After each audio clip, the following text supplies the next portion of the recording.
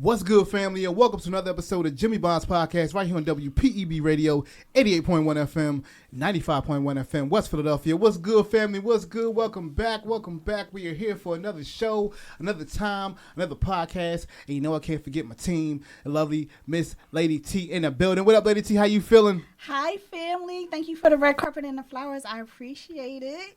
You know you get bouquets of them, mama, bouquets of them. And you know I can't forget my other co-host, my man Ty T. Waterama. What's up, Ty? How you feeling? All good in the neighborhood, JB. Live from the 215. Live from the 215. You know how we do. Remember, family, you can always call us with your comments or your questions at 215-472-0881. Again, that's 215-472-0881. You can also email us at jimmybondspodcast@gmail.com. Again, it's jimmybondspodcast@gmail.com. It's JIMMYBONDS podcast@gmail.com. And again, family, we are here, we rocking, we doing our thing. Also, before I forget, make sure you follow us on Instagram at Jimmy Bonds Podcast. You can follow us on X at Podcast Bonds. You also can join the Jimmy Bond Podcast Facebook group, and we're going to continue to open the dialogue. Move right along, family. Tonight's show, we are kicking off again our Every Voice, Every Vote project right here at WPEB. Mm-hmm. We're going to focus on voting. Voting is major. Shout out to all the candidates. I'm not going to vouch for one or the other. Okay. But if you're a candidate, well, all I'm asking is that everybody out there, just do your best to vote. Please go register. Do. If you ain't registered, go register. We're gonna get the voting going, right, T? There you go. We're going to get the voting going. But tonight, family, we have a special guest. Special guest. Tonight, we're going to be talking about voting and education. And I thought our guest was very fitting to come on tonight and have this conversation with us. So, as all of our guests, we're going to do an introduction, right? All right. What do we do? A drum roll? We're going to do a drum roll, Ty. We're going to do a drum roll. Introduction drum roll. Introduction drum roll. Introduction drum roll. Introduction drum roll. Ah. I should have put my drums in. That's right, family. So tonight's guest, Mr. Terrance Williams, is an assistant principal in Upper Darby School District. He has been an educator for over 15 years, working in the Upper Darby School District and the Philadelphia School District. He has a Master of Science in Education and Leadership from St. Joseph University, a Master of Education from Holy Family College, a Bachelor of Arts degree from Gettysburg College, and he is also a graduate of Overbrook High School. Hey. Shout out to Overbrook. Hey. Go Panthers. Mr. Williams is also, as we say, he's a vlogger. You can check out his YouTube channel. He talks about philosophy, the meaning of existence, the meaning of life, what's important to us, and really just instilling more positivity out there in our community and our people that view him. Family, I'd like to introduce him. He's an assistant principal, an educator, a motivator, a free thinker, a vlogger, a problem solver, an education advocate, and also a father. Yes. I like to describe him as compassionate, empathetic, committed, patient, reliable, pragmatic, consistent, determined, and aware. Ladies and gentlemen, let me introduce you to the assistant principal in the Upper Darby School District, Mr. Terrance Williams. What's up, T? Hey, what's going on? What's up, T? I just want to thank you for that, warm welcome. That was very heartwarming. I appreciate that. Oh, man. Doing your research. I'm a pretty quiet guy in my personal life, but I appreciate you doing your research. Oh, man. That sounds better than it probably should, but thank you. What you talking about, man? What you talking about? Brother T is a principal at my daughter's school, and I see him frequently on a regular basis. He is probably a unicorn in the education field because there are very few men in the education field, but let alone very few black men in that field. Exactly. And to see him on a daily basis, particularly with the way he carries not just himself, but the way he carries his relationship with the students and the parents and the faculty. He's a superstar at this school.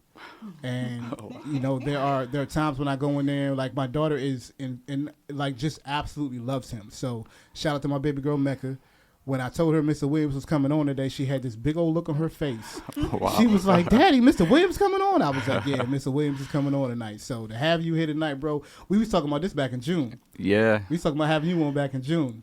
So to have you right now, it's critical. It's critical, man. So thanks for joining us. I'm humble. I'm very humbled right now. I appreciate just such kind words. Thank you so much. It means a whole lot to me. Bro, you earned it. You earned it, man. You do what you do, man. I see this dude all the time. I'll be like, yo, this is crazy, man. Look at one man doing this thing. But T, go ahead. I talk a lot. Go ahead. I know you got the first question, sis. Okay. So I guess with tonight's topic being educating and voting at the same time, what do you believe or what do you think is the proper age to introduce your child or children into politics and voting and things of that nature? Like, what's a good age, do you think? That's a great question. I don't think any age is too early. I think learning is something that kids do from the moment they're born. They're sponges from ages of months old into age probably 6, where they're learning everything around them. So all the learned behavior that is given to them from the household, from the community, from whoever, those kids replicate that. So I think it's great for any parent or any adult to tell your children about voting, the importance of voting, the importance of having that liberty as an American, that free right. So I would do it right away. Yeah, why wait? Why wait? Okay. Why wait? You know, it's an interesting fact you brought that up. Yeah, I actually vote in the school you work at. And there are a lot of schools in the city where that happens. You know, voting day comes, the school closes, so they go open the polls. You know, citizens come out and they vote and they do that thing. I always find it interesting because it seems like there's almost a disconnect in the sense of we vote in the schools, but the kids are not exposed to it. Right. And you know, how do you feel about that? What's your thought pattern? That's a phenomenal observation, and it's in contrast. You know, where we're using public buildings, right? Not only the schools, but churches, right? Yeah. Mosques, temples. You know, they're in local parks. So, you know, we're inviting politicians to our neighborhoods every 4 years, right? Yeah. To give them our vote. Yeah. But how can we not teach our children, our community, about who these people are? Yeah. Because they decide our futures, but we give them the power, right? Mm-hmm. So we should spend more time, especially educating our youth about who is who. You know, both parties, or really it's more than two parties, but the two major parties, right. And also the third parties, independent parties as well. And, you know, I'm all about the philosophy of make them earn your vote. Okay. Yes. Right? Don't just give your vote away because, someone said to you something cliche, something popular that's trendy, right? Let's let these people who aren't from where we're from mostly know what we're about, and that we're not pawns on a chessboard to play with our minds and emotions every 4 years. It's true though. I mean, every 4 years, every 2 years, it's kind of like that's what they do. You know, they tell you what's going on, but it's not really what's going on. I'm always intrigued nowadays with education being such a battlefield in our society right now. I think voting is key just in general, but you know, people don't realize when you vote, when you go to the polls, particularly in your local counties and your local places, you actually voting in school board administrators. Yep. You actually voting in people that actually create the curriculum for what your kids are going to be taught. Yes. And you know, on the conservative side, they're trying to counter what education we've been taught in the past. They're trying to create a new truth for them. You know what I mean? Whatever. Yeah, that is. they are Using falsehoods. So in a sense, truth is false and false is truth. And that's what they're trying to do. I mean, that's pretty much what they're trying to do. But I say all that to say that we have to know that our vote is critical, because I see so many parents being like, I don't know how they're teaching these kids this stuff these days. I don't get it. I don't know why they're teaching them this way and why they're teaching them that way.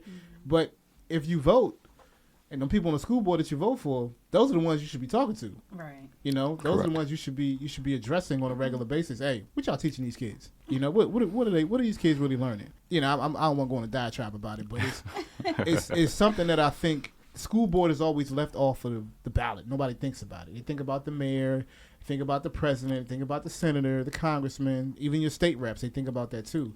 But the school board seems to be the thing that nobody pays attention to.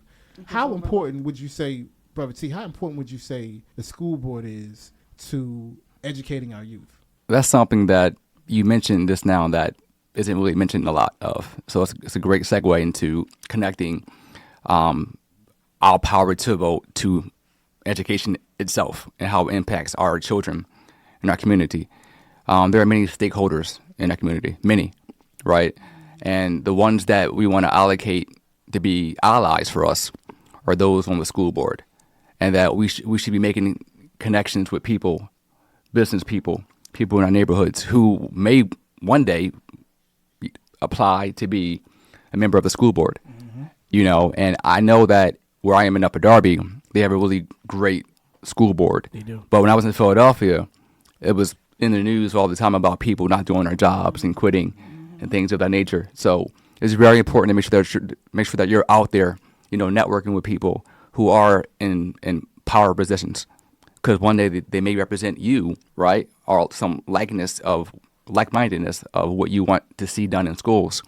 We've spoken a few things about what's being taught in our schools, and there are a lot of media takes on indoctrination, right, like Florida, right, with the governor, right, and we have to be very mindful of people like that who are taking out of our schools important artifacts, important history facts that you can't whitewash, you can't erase. Right, there are things that are words you use, whitewash. that are pivotal, things that are pivotal for our kids to know. And what you mentioned earlier about good being bad and bad being good, and that also translates into the Bible with good and evil, right, and how things are going to flip flop as it's talked about in Revelations, right? Yeah. So society is changing right in front of our faces right now. We're seeing the opposite being the norm. Yes. Right. We're seeing standards and things that we grew up as being right now being, we shouldn't be doing that. And in the wrong being propped up as being okay to do. So not to go off topic here. Oh, no, you're not. But getting back to school boards and getting back to education, these people that we elect should be having strong morals and strong standards. And we should be filling our schools with materials and resources to help our kids prosper. Our kids, no matter what their background, the school should represent them, right? The kids should see themselves in the materials, right? In the staff, right? Teachers and faculty and people should represent each other within their communities, right? And it shouldn't be anything foreign. It shouldn't be foreign anymore. It should be a common norm these days where we see successful people that look like me and you teaching us, in charge. Yeah. So you mentioned my introduction about me being a unicorn. Part of that is kind of admirable, but at the same time, it should be more of me. Yeah, right. Okay. Definitely. There are many black brothers and sisters that I grew up with in Philadelphia, West Philadelphia, right? That could have been great educators. I'm hoping that we can continue to spread that message to help people who want to help each other get into education. Yeah. To teach. And I was led by a great mentor. His name was Sharif Al-Mekki. He was actually educationally advisor to Obama, and he taught me in Turner Middle School, and he went on to teach in Mastery and be a principal there in charter schools in Philadelphia. Now he's the CEO of a Black Teacher Pipeline in Philadelphia. So I was given a blueprint from someone who picked me out of the crowd, and he supported me on my journey. So it's great to make sure that we put people in power like that, and maybe like myself in the future to help empower our communities. Everything that we're doing right now is just going to spark the future of our society, right? Yeah. So our children, our grandchildren, our neighbors, our cousins, and our family should know that we have the power to elect people that are going to help empower us in the future, and that's our goal. For sure. Oh, well put. Well put. T, what you gonna say? Okay, so I have a question for you because you're in education, and we're speaking in reference to voting. If you came across a conversation where somebody was speaking not necessarily out of turns, but not the correct information on a candidate, would you just walk and mind your business, or would you stop and educate them? So you mean there are people out here who have agendas, right? And they're planting seeds of misinformation to kind of stir or to steer the vote their way in an ethical way, right? Okay, yeah. So I mean, it happens a lot, right? So what we see propagated in the media, social media, isn't always the truth, right? Yeah. Things are picked apart, spliced, edited, and formed to fit a mold. Okay. And the agenda is to help these people that they want to have in power be in power based off misinformation. For sure. Exactly. Right? Yeah. So we have to make sure that we are addressing all of these things, that we are stopping the injustices as we hear them, as we see them. We confront it. And not with hate or malice, but with love, right? And with facts. Exactly. These smartphones here are phenomenal devices, right? Yeah. So you can get receipts immediately from anywhere, right? Exactly. Right. AI is emerging every day now, right? So I can pull up anything I want to pull up on my phone to test or counteract that misinformation. So let's always do that. We shall have that in our souls, in our gut. We can't just walk past Okay. something that's not right. Okay. One thing I saw on your YouTube page, the truth shall prevail. And Yeah. That's one of my slogans on my YouTube for page. sure. The truth shall prevail. Yeah. Ty, what's up, boy? I know you got something, man. My bad. Go ahead. Yes, Brother Williams, Yes. your journey to your position, how did it begin? That's a phenomenal question. And I tell people this all the time who ask me, how did you get to where you are? And I tell them, this is not planned at all. Not one plan that I had for my future was this.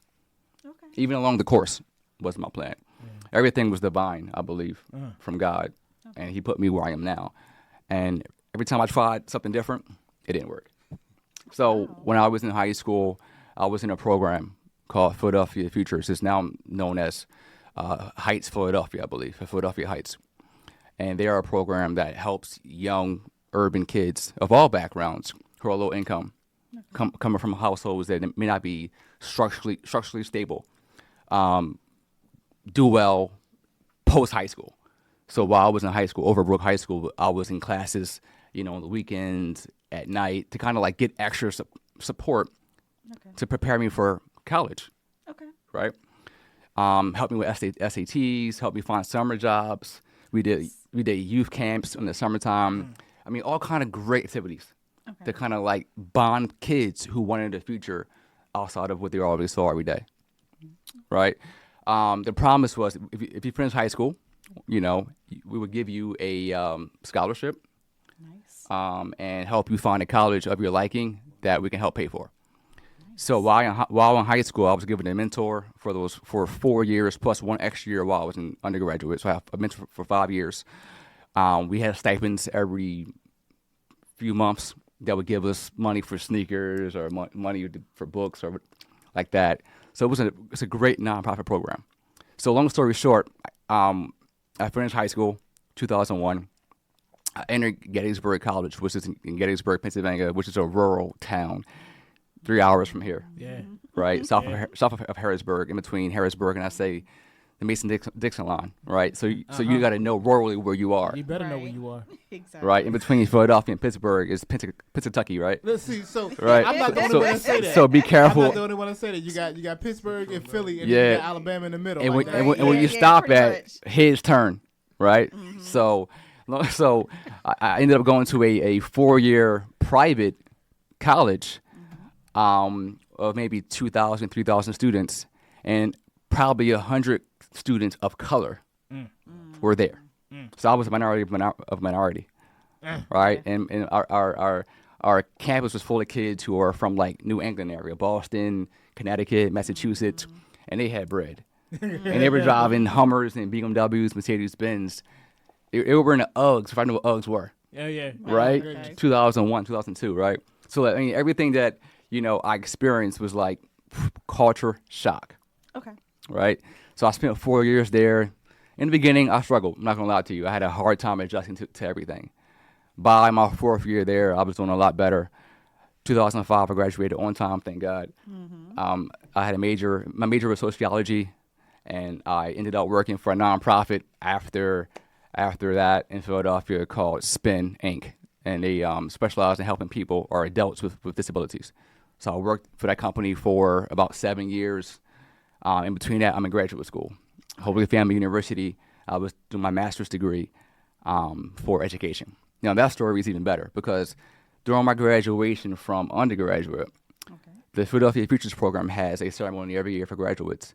And at our graduation downtown in Philadelphia, there's a millionaire there walking around the crowd looking for young people from the city to teach.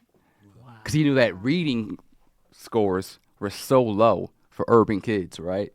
And he knew that the stats say if you don't read proficiently by 3rd grade, you may end up in prison or in jail, right? Homeless, Right. things of that nature, dead. So he was trying to find young people like myself who want to teach. I wanted to be a writer. That was my goal. Okay. I wanted to be a writer. But this man approached me and six of my peers in the crowd of like hundreds of kids picked us out and go, listen, what do you want to do? I'm like, I'm trying to find a job, right? Right. Trying to pay off some of my, my school loans on the side that I got living off campus. You know what I mean? Yeah. But because I had a free rider, but off Yeah. campus, Something different. right? Living So. a life, living a life. So long story short, this guy named was John Langan, and he owns a book publishing company in New Jersey, and he has a series of books called the Bluefruit series that he illustrates with his son and his family, and it pretty much depicts urban kids doing urban-like things, trying to survive the hood, right? Okay. So made a ton of money doing that. He did, and he was just giving back. So he wanted me, my colleagues, or my friends to be teachers, and we all went to graduate school. But not, hold on. Paid for by himself. So he paid for all of our tuitions out of his own pocket, out of his heart. Talking about paying it forward. Yeah. Wow. Yeah. And after 2 years of graduate school, while working for a nonprofit myself, I was hustling and bustling, and I finished graduate school in 2008, and I applied for a job to teach in Philadelphia. I was in a charter school in Philadelphia my first year of teaching, and it was a great experience. I wouldn't do it again, even now, because I know it's, for me, I don't want to say I wouldn't do it again, but I would do it differently, because I know that there's so much that goes into helping kids that when they go home, that whatever you taught them at that moment at least doesn't even matter, because they're dealing with so many other things they shouldn't be facing. Yeah. Right. So, yeah, I would do it again, but differently, I would say. For sure. After teaching there for 1 year, I went to the Philadelphia School District and taught at a school called Farrell in Northeast Philadelphia for 6 years, I believe. Okay. And then 2014, Upper Darby, 2 different schools there. I taught, actually one, and then the other one I became an administrator, which I'm doing right now. And in between there, I got my second master's degree from St. Joe's University 2 years ago. Okay. So this whole journey, thank you, this whole journey was not a plan of mine. It was God put things in place to stay on this path. Yeah. To help out what I'm doing now, just giving my heart to kids For sure. and communities like yourself, families like yourself, like Mecca. She's beautiful. Yeah. Great job there. But I always just gave myself. Right. Right. It wasn't about a title. It wasn't about the pay. It wasn't about my name on something. This is what I was called to do, even if I didn't really know what I was actually doing. Right. Right. I was just being faithful to the course. Definitely. Wow, that's an amazing Right? story, man. That's dope. Yes, it That's is. dope. That's dope. It's funny you talk about callings, because I remember my mom always used to be like, "You're gonna be a preacher. You're gonna be a pastor." And I'd be like, "Mom, I don't want to be no pastor. I want to be in church. I'm tired of church, Mom. What you talking about?" Little did I know, my ministry would be this. Yeah. So A my different church kind is of not in ministry. a church. Right. I'm not sitting in the pulpit, Right. but this is my pulpit. Beautiful. This is where you find the space, you find yourself, and like you say, you're giving of yourself, and the importance of giving of yourself. Man, that's dope, man. That's how you know that this was planned and ordained. Correct. This wasn't something that you just stumbled upon. You know what I mean? It was like, this is the path that you were given. This is the path that you went. And it's like God put them things in order for you if you don't have them. So that's dope. That's dope. I mean, I love them stories, man. I mean, you can't make that up. I can't make it up. You can't make I that can't up. make it up. You really can't. Let me ask you this then. From your standpoint, I'm gonna just ask this kind of broad question. What is the state of education right now, as far as our community? And I'm really talking about where we are as a community. What is the state of education? That's a pretty broad question. Yeah, that's what I said. But I, from your perspective, I thought was key, because you've had so many years in the education field. Yeah. Like, what would you say the state of it is? I have my opinions, and I also have what I see is happening structurally. If you don't mind me doing 2 different things at once. Can I go back a little bit? You sure can. So, education in America, if you don't know the history of it, it's inequitable, right? There are fallacies in the structure of the system that privilege people over others. Always. And it's always been that way, right? probably the last 10 years or so, we see a lot of advocates in education who are putting out books and podcasts and going on interviews discussing inequities in education. Yeah. But to go back to it, during slavery, we know, Africans were brought over to here, and they weren't allowed to read. It was illegal to read and write back then. Right. And it starts right there, right? And those who did learn how to read were killed, or they had to get away so they can spread that knowledge to the other slaves. So it starts right there. And then once post-slavery, 1865, there were some different laws going on with Jim Crow, segregation. One called Plessy v. Ferguson, I believe, and that was one of the first acts that made segregation legal. Okay. So once communities start happening post-slavery, slaves were now able to kind of go and homestead their own land and have their own space. They couldn't even go to schools. They were already built already that were white or elite or affluent. Right. Correct? Let's fast forward a bit from there to another 60 years, 50 years, I would say. Brown versus the Board of Education was the first Civil Rights Act. Thurgood Marshall, I believe, was the one. All props to him. Yeah. Who orchestrated the case of separate but equal. Okay. And as we know, separate was actually happening, but it was not equal. Wasn't what was happening at all. Exactly. There was no equality at all. It being separated from better schools or better resources, I would say. So that's something that really sparked where we are now. Okay. 60 years ago, 70 years ago, we're contesting in court the inequities of this learning in this country of the free. Yeah. Yeah. Like we every morning, the Pledge of Allegiance, right? Oh, goodness. Yeah. Our hand on our hearts, the flag. We're pledging. You know what a pledge means? Yeah, pledge. I'm committed. It's a pact, I'm here, right? It's a promise, right? I should give my blood. I'm sworn in. Yeah, and all these things have symbolic meanings as well, Right. right? And there are people who won't ever stand for the pledge, and I don't get mad about it because I can't tell you what to do. Right. But I understand if you dig into it deeper that how can you align yourself with a country that has been unpatriotic to American citizens? That's treason, Yeah. right? And then that would explain the reason why they took certain things out of school. Yeah, He said I mean it's it's hypocrisy, It is. right? So we can't put on the sugar coating and the. I know you cook and all that. We can't put on any of that extra seasoning on top of it because it is what in the core of it. The core of that meal is rotten, Yeah. right? And we have to dig in and figure out what's going on. What are we biting ourselves into?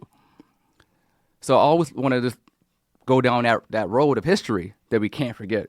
Right. That we can't just go, oh, I made my money. I have a good job. I live in a good neighborhood, and my family's good. I'm cool. We can't do that. I know I can't do that. Right. Because I'm betraying my people, You speaking my language. You right? talking my language. So education starts at home, first of all, right? So despite what's happening in schools and history, empowering our children, our family, our youth with real information is everything.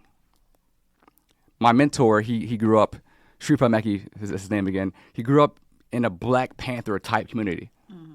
So he was taught grassroots, community service-based missionary work. And he knew that schools itself wasn't going to fix everything. This is a song by Dead Prez, hip hop, right? Or They Schools. They have some great content, They do. and they and it's crazy because I work in this, right? I work in this field, and I know what's around me in this. You see it. I see it, Yeah. right? I may not be in my district or whatever, but just generally speaking in the country, You see it. I'm seeing the inequities going on, Yeah. right?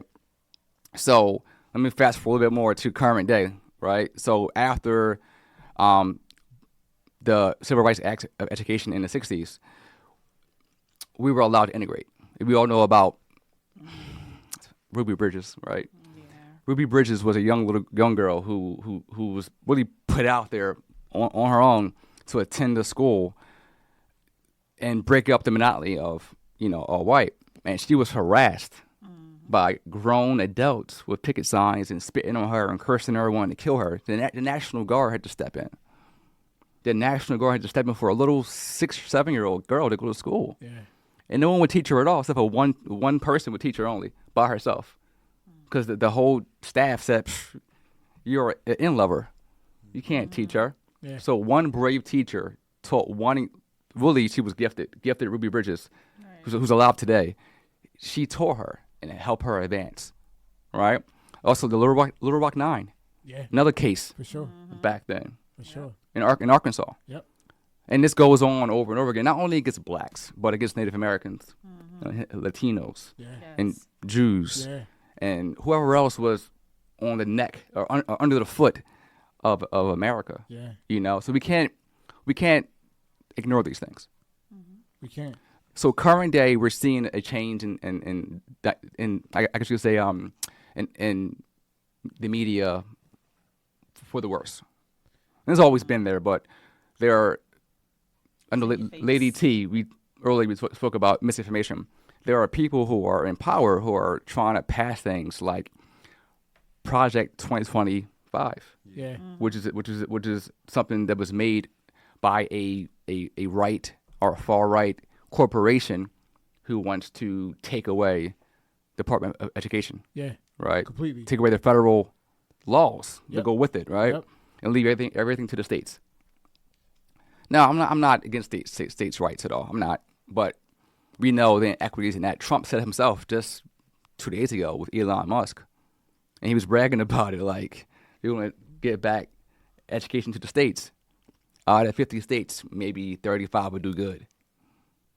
Come on, That's crazy. you should want every state to do well, Yeah. Yeah. right? It's like Mississippi wouldn't survive with that. And he was bragging about it like, California, he hates California. California, good luck there. You want to all fall apart. Yeah. Because it's a left state. It's a state that's progressive. It's a blue state. Yeah. So these things are troublesome because there's a war, as we know, but there's even a deeper war, that our own kids are going to suffer from. Yep. Because they have no say if they're not educated on politics and voting, and educated on the truth.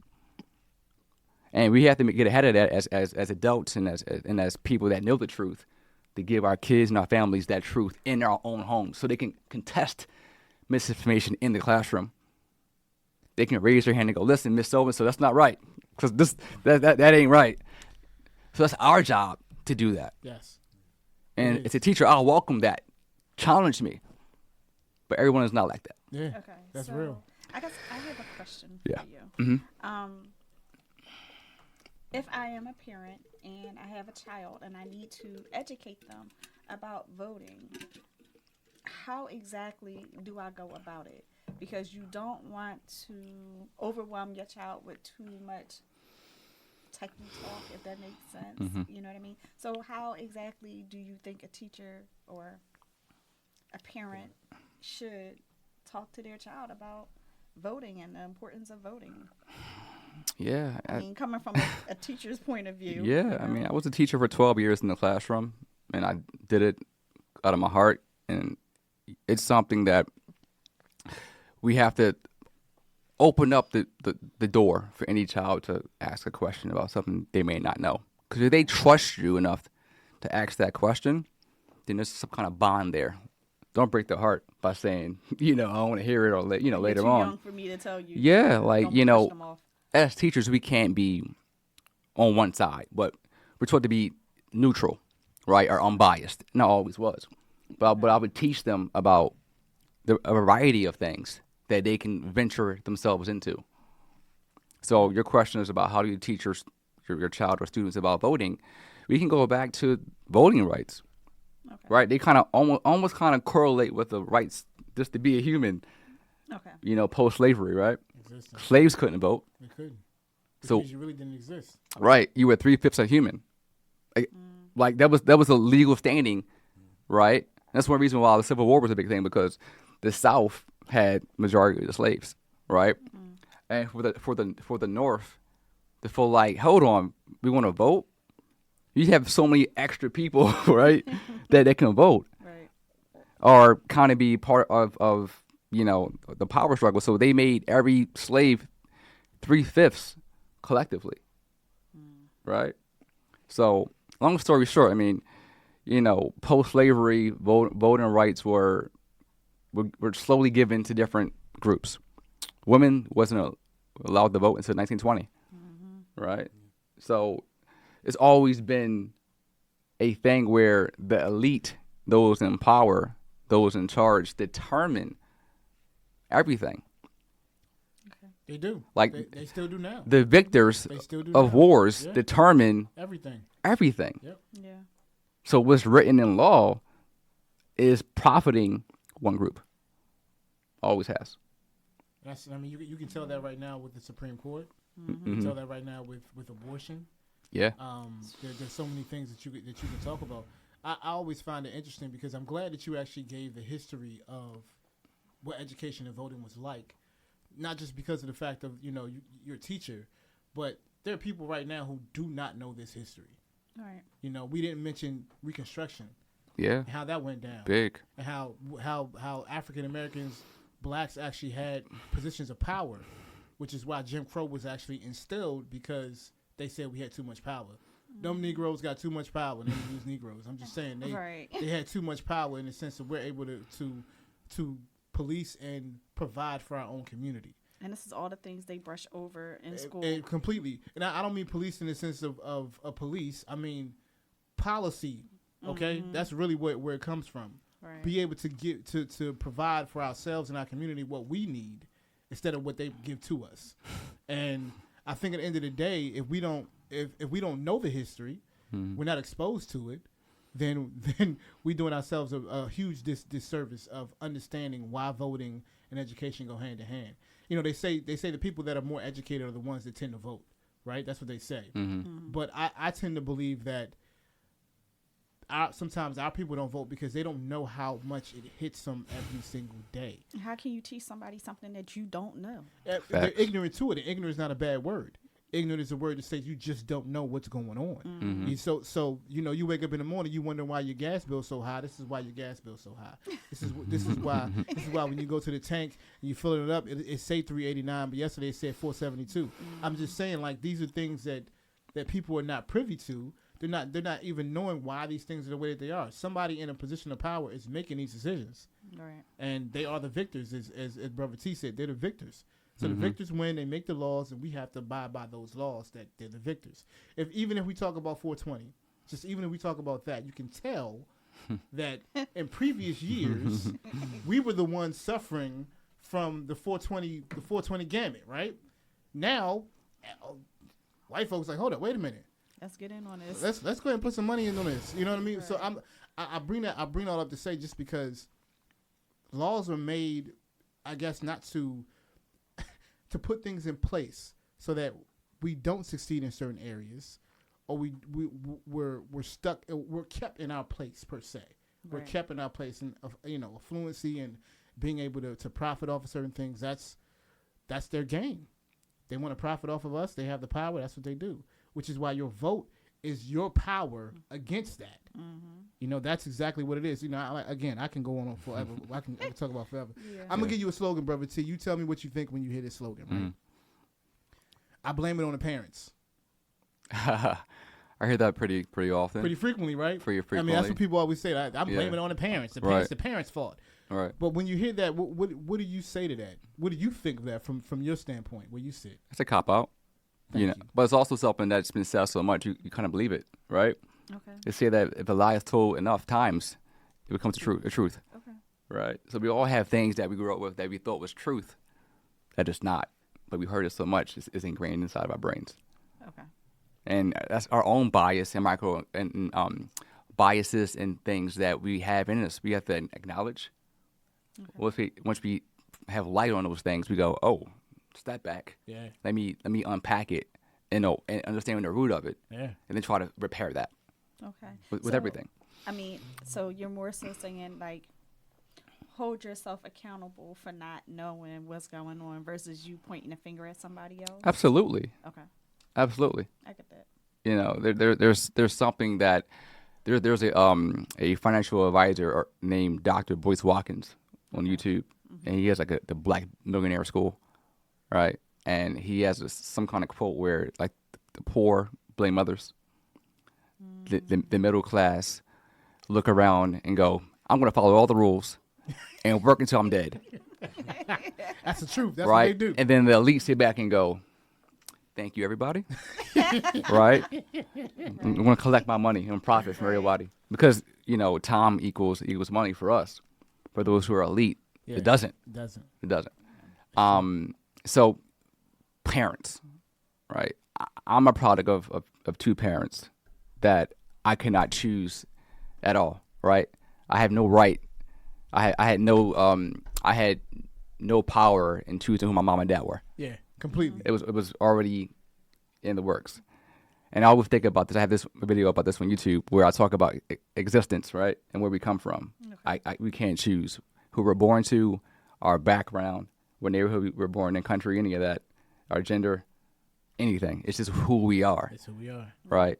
So I could easily blame my parents. I could. My parents were not educated at all.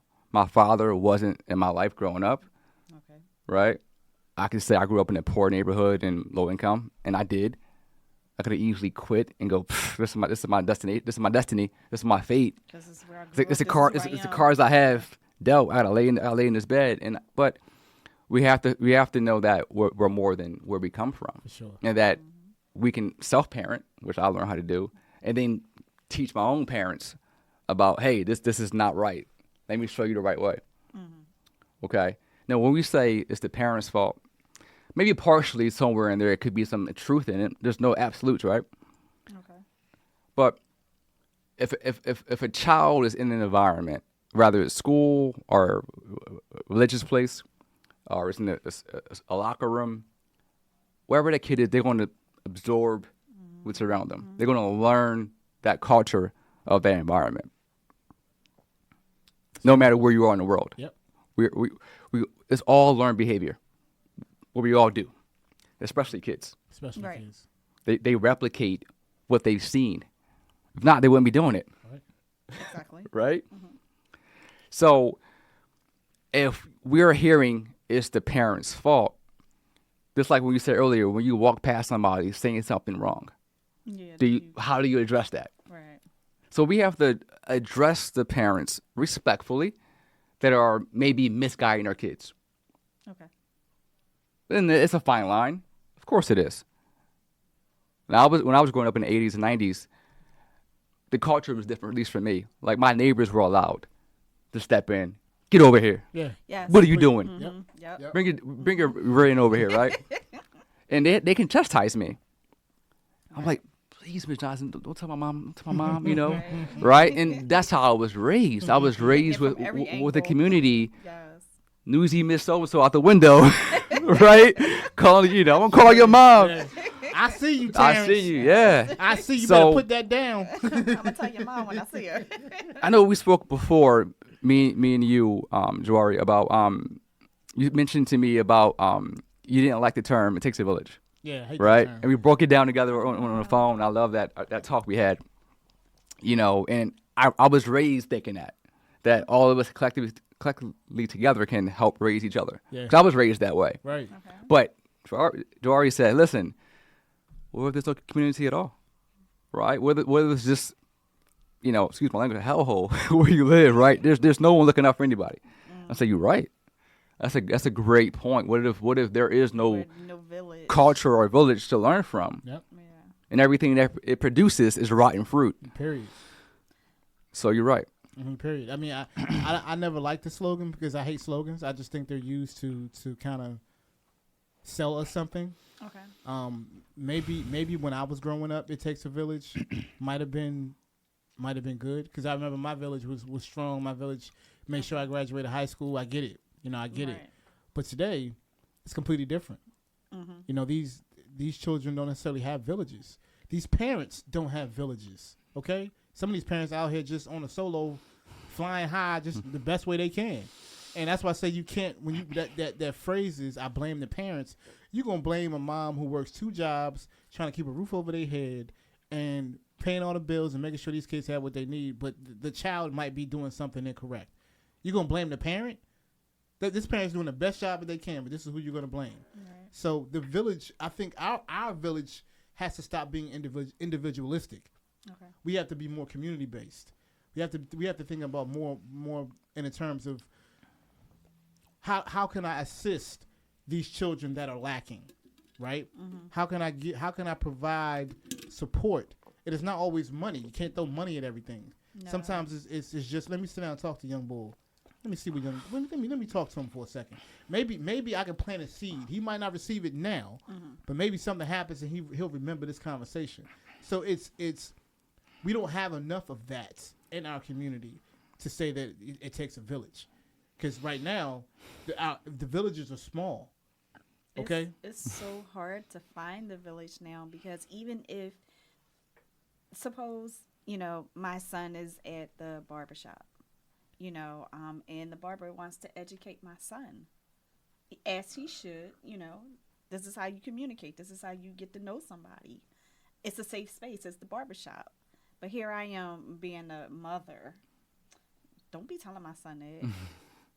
Don't say that to my son. If I wanted my son to know that, I would tell him myself. Mm-hmm. Type of situation. It's like, and that's the kind of parents that we have now. Yeah. Back in the day, everybody was a good person. If that sounds crazy, but you were taught the mailman, the policeman, who are the people in your neighborhood. Yeah. But that doesn't even exist now. That was the community. Mm-hmm. That was community. That's really what we try to base where we are now off of what happened 30 years ago. And that's just not the case. And you can't trust doesn't translate. It doesn't. Don't let that neighbor put their hands on their kids or on somebody else's kids. It's gonna be a whole problem. Mm-hmm. Okay. Mm-hmm. Today that's what it's gonna be. Mm-hmm. I don't care how correct that neighbor might be in correcting that child. Today, it's gonna be fisticuffs. We going at it. You put your hands on my kid. Right. Even your kid was being a knucklehead, still that's just what it is. And it's like, how do you allow your kid to just be and do with no consequences? Yeah. Accountability is everything. Being accountable. I guess the OGs aren't OGs anymore, right? No. I guess we the OGs at this point. I guess they're 44, 45 years old, right? Yeah, no, they call me OG. I be walking around your like, what's up, OG? I'm like, bro, I'm not an OG. I look 70 or 60. Right. I am. It's midlife. I ain't young boy. I ain't got that many grades even. Like, come on, boy. I'm full right here, so. Yeah, it is, but I ain't quite ready to accept that. That's my issue. I was there too, man. You get there. All right, well, we're going to take a break. Before we take a break, I want to ask this question to Brother T, right? So, when I look at a ballot, right, I see names on these ballots.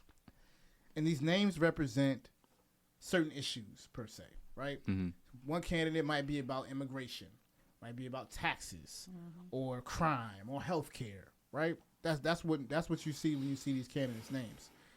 Rarely do I see on political platforms education being primary, being a primary issue. And I often find that if you run on education as one of your political platforms, more than likely you're not getting elected. As crazy as that might sound, unless you're running for the school board or something of that nature. But if I'm a mayor running for this and education is my primary thing, right, they're gonna look at me like, come on, bro, education? Really? That's like the bottom of the totem pole. But I'm asking you, Brother T, why is education not pushed more to the forefront? I mean, they talk about student loans all the time. Yeah, that's more financial, right? Mm-hmm. That's more about the bottom dollar, the bottom line in your pocket. Mm-hmm. But why is education not pushed to the forefront as being a political platform for these candidates to really, really promote? It's not juicy. It's not. It's not juicy. You got to think about when those people who choose to be politicians, when they run on the hottest topics. Yeah. Yeah. A lot of it's controversy. Yeah. So and that sells. The media, newspapers, that's what they do. Yeah. They want to sell a story. Education isn't always, I would say, sexy. It's not kind of sexy topic. It's not, unfortunately. To add on to that, it's such a disparity between education that's public and private, Yeah, it is. urban, suburban, and rural. So it's so broad. You have to really define education. What are you exactly talking about? There are impoverished schools that have been impoverished for forever. So like laws like No Child Left Behind, Yeah. which was a disaster, It was. Still is. right? And that was done, I think, about maybe 8 years ago, and they ended up doing Every Child Shall Succeed, right? So these are all And catchphrases slogans to sell you. and slogans and sales points. They are, and even being in my field, I mean, there are things that come my way that is reinvented the same thing with a different tagline, you know. So we pump a lot of money into education. I mean, really, we do. The taxpayers do, not the country. The taxpayers. Most of the school districts, if not all, they're funded by property values and property taxes. Talk about it. Because listen, when I used to work at TrueMark, them people coming in and pay them school taxes in the county. Oh, them school taxes was no joke, okay? And they go up Every year. And everybody comes in with that face like, I got to pay the school tax. I'm so tired of paying the school tax. And it don't be no chump change. It'd be like $3,000, I'm in a county, and don't gasp, mine was $6,000 See? this year. See? So it's a lot, It but is. if my child is receiving what he needs, then I'm fine with it. Because either that or paying for private school, right? So I'd rather pay for it in taxes if I can. But my whole point is neighborhoods that have mostly renters, unfortunately, or subleases, they're not getting the best education. They're just not. Because the people who live in these homes that are mortgaged to somebody or owned by somebody, they don't live there. They don't care if they're even paying taxes, right? So, unfortunately, neighborhoods and communities like in Camden and throughout Philadelphia and Baltimore and in Chicago and other urban cities in Houston, they are suffering for decades. And this is why you hear slogans like, oh, the Democrats, or have put you guys in such a hole for how many decades. We have to risk vote for us, right? Right. Because they're using all this kind of stuff disparately to say Democrats put you in a bad place. Vote Republican, and that's your choice, But my point is, no matter what, we need to have people who are going to help change things and not give false promises Sure. and not to give us false hopes. End of the day, all these politicians, their kids aren't going to public schools. No. Their kids are in private schools, and they already have On it. your dollar that on you're y- paying them, right? Yeah, and so they don't really care about education. That's why it's not sexy. They don't care. It doesn't affect them at all Yeah, not at all. until crime increases, and they're like, yes. They are. They're like, yes, I can pour my money into the war on drugs, Yeah. the war on crime. Let's build more prisons. The pipeline Yeah. of Prison pipeline. right from public schools to prison. It's a real thing. It is. There are private prisons that cost more annually than universities cost. There are. Look it up. Yeah, it's true. And they making a killing off of And it. it's all a trap or a game because they know you can't read by third grade. This poor single mom, multiple kids, multiple baby daddies. I'm not saying it's all true, but stereotype, right? Right. Who can barely pay rent.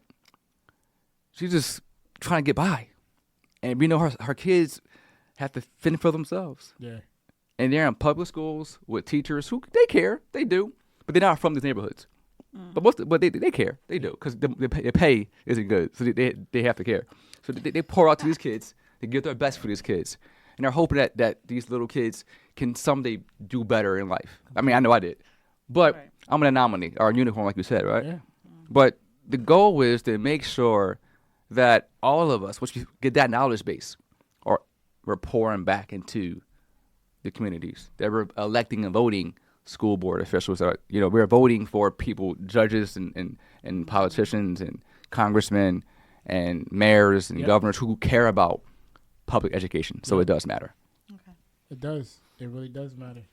It matters greatly. Todd, you want to say something, Bull? You mentioned the school taxes. Yeah. Philadelphia relies on school taxes to fund the schools. Yes. Mm-hmm. So my thing would be, Is there any other mechanism that the city can use to fund the school system outside of property taxes? Great question. So real quick, Pennsylvania was sued just this past year or two of having inequitable school funding, and the people won. The state lost. Right? The system of funding schools is unconstitutional. Yeah, it I read is. about that. You said last year, right? Yeah, I think the end of last year, the settlement happened last year. So now they're trying to figure out how to fund schools better. So Title I and all the things, programs like that are funding schools, but there are schools like in Philadelphia, schools even in the suburbs like William Penn and Lansdowne, even up at Darby, they're underfunded dozens of millions of dollars. They are each year. And those populations are getting larger. They're getting larger with more people of color. Yep. And we'll talk about this on the way back, but people, they're not talking about the people of color that are moving to the county from the city, just for better. I guess even the housing costs are cheaper in the county than they are in the city now. So if I'm a renter, it's probably cheaper for me to live in the county than to live in the city. So plus on top of that, if I'm a parent and a renter, more than likely my kids are going to have a better education in the county than they would the city. And I can attest to this. I've seen my daughter in first grade when she started first grade. Matter of fact, I've seen her in kindergarten in Upper Darby School District in kindergarten. Okay. I saw her excel dramatically. Then we moved to Philly. She was in Philly school system for 3 months, and the stuff she saw there, you could tell affected her emotionally. And the minute we moved back to Upper Darby, when she started at her school she's at now, you saw a completely different child. Completely different environment. And I can definitely attest to say that I do all that I can so I never have to move back to the city. And I don't mean that in a negative way.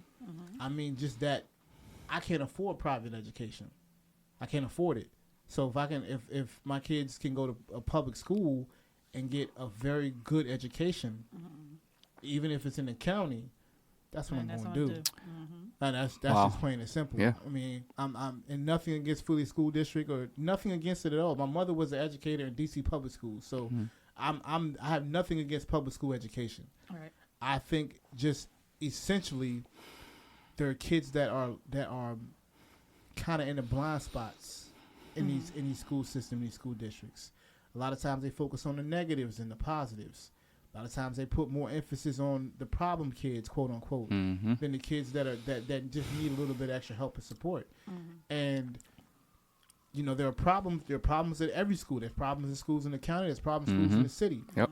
But I always think the curriculum and the base of education and what the kid's environment is critical to their success. And I feel like if you want your child to succeed, you got to put them in a school where they're going to succeed. Yeah. And that's just plain and simple. That's just my thought about it. That's the way I feel about it. I'm not changing it. Sorry, Philly School District. If somebody's mad at me, you're going to text me and be mad at me about it. I don't care. I'm just telling you what my experience is, Right. and why I think it's critical that we kind of look outside the box. Philly has some great programs for students. They do. Yeah. Have some great programs. And I wish they would promote it more so that more parents know about it. I saw a post that you had with Philly school kids learning how to fly a plane. Yeah. Okay? The criticalness of learning how to fly a plane early. You know how much aviators make? Yeah. You know how much you make for flying a plane now? And if you can get taught that early, then that's great. I mean, Ty was talking to me yesterday about a colleague, or rather somebody he was working with, a program he was at. He said a young girl owned property at 17 years old. Wow. Okay, if you can teach it, if the kids have those type of exposures, these type of programs, whether in the city or the county, let's give it to them. Yeah. Right. Let them start early. Let them learn everything early, because for real, at the end of the day, they are on an uphill battle on a regular basis. Right. The battle was uphill. It's not downhill. It's uphill. So, Yeah. I love talking about this kind of stuff. But we're going to take a quick break. Remember, you call us with your comments or questions at 215-472-0881. Again, that's 215-472-0881. You can also email us at jimmybondspodcast@gmail.com. Again, it's jimmybondspodcast@gmail.com. It's JIMMYBONDS podcast@gmail.com. Listen to the Jimmy Bonds Podcast right here on WPEB Radio, 88.1 FM, 95.1 FM, West Philadelphia. We'll be right back. All right, Community Legal Services. Community Legal Services provides free civil legal assistance to low-income Philadelphians. From individuals' representation to administrative advocacy, class action litigation, as well as community education and social work from professional attorneys. Community Legal Services is accepting new clients by phone only. Get help over the phone for all cases by calling 215-981-3700. That number is 215-981-3700. This has been a public service announcement from 88.1 WPEB, West Philadelphia's Community Radio. You're listening to the Jimmy Bonds Podcast.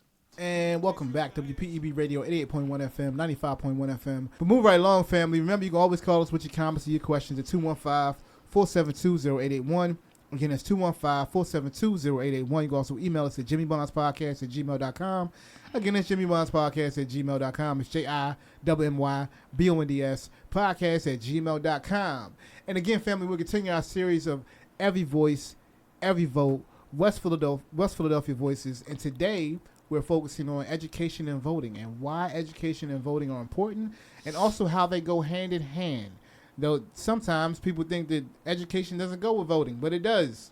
Yeah, it does. It's more than crime. It's more than health care. It's more than taxes. Education goes with voting. And the other thing you should do is call your state reps, call your senators, and ask them why they are not focusing on out from them why education is not on their platform. Because if you make a big deal about it, they got to listen, particularly if you're a voter.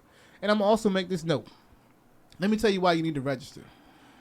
You might not vote, but if you register to vote and you're a constituent, more than likely those politicians will have to pay attention to your issues.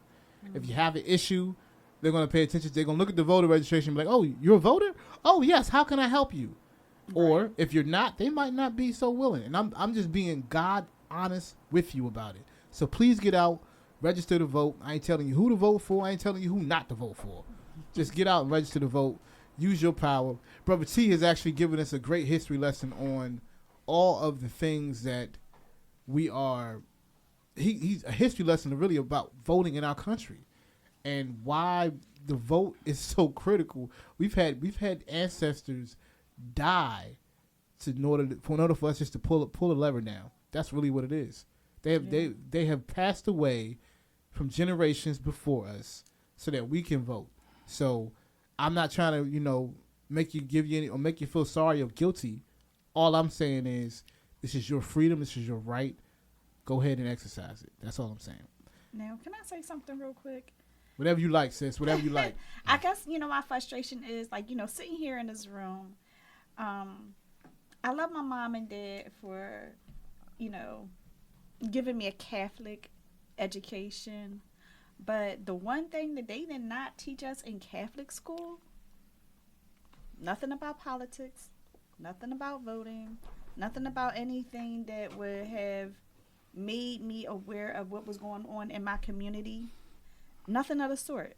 But they made sure I knew the Bible from front to back, though. Yep, they sure did. You know what I mean? And so it's just like, I sit here 2. and I'm like, wow, maybe if I had a different kind of education, maybe I would have learned a little bit more than what I did learn. Or maybe when it came down to me learning about voting, I wouldn't have been so late in age, if that makes sense. Mm-hmm. Mm-hmm. I don't think I was in my mid-20s, late 20s before I voted for the first time. And that was just on the strength of nobody ever said anything to me. You're better than me. I think I started voting at 30-something. Yeah, so I'm almost upset by that, but like I said, when it came down to my daughter, I just made sure that I did better. Yeah. Mm-hmm. But that was the reason why I was asking Brother T, when is a good age? When is a good time to actually kind of sit your child down and speak to them about politics and the do's, the don'ts, the things in the neighborhood that they should be concerned about? I mean, if they teaching them about Dr. King And Malcolm X. Maybe. Now, I don't know if they teach them about Yeah, Malcolm X. keyword maybe. But if they teaching them about it, I mean, the key element to their platform and what they were doing was voting rights and being able to cast your vote and put your own people in and poor people's rights and all that. Man, they teaching that. You might as well just make sure you include the voting section on that too. Right. You know, them Jim Crow laws didn't change until we hit them economically, right? Yeah. But eventually it had to change because they needed our vote to stay in order to stay in office. You had to be a friend of a certain type of people so that you could get that vote. And if you weren't, you probably weren't going to get elected. So, you know, it's all angles, it's all politics. Everything is politics, for real. Yeah. Everything is politics. We try to say it's not, but everything is politics. Everything is. And it really does start at home. Your parents, you really do need to step in. The teachers are doing a job, but sometimes parents backing the teachers up can make it a whole lot better for your child. Yeah, exactly. So your parents don't, That don't hesitate to partnership is step in and help the teacher out. It's everything. Helping educating It's your everything, kid. That partnership is key. I got a question for you, just not hypothetical, but just let me ask a guess. How many black male educators do you think there are in this country, percentage wise? I already know the answer already. I would say 7. 7%? 7%. Okay. 7%? What would you say? See? Yeah, I'm where Ty was. Ty? Yeah, very low Real? number. But I know the answer too, brother. See, what's the answer? Black men or black? Black non-Hispanic. Black men or black people? Which one? Men. Men? They're less than 2% nationally. Here we are. Wow. I'll give you the number. You know, Jimmy, I was stats. Yeah, wow. 1.3% of 3.8 million teachers are African American males. 1.3% of 3.8 million teachers in this country are black men. That is a statement. That is something to say.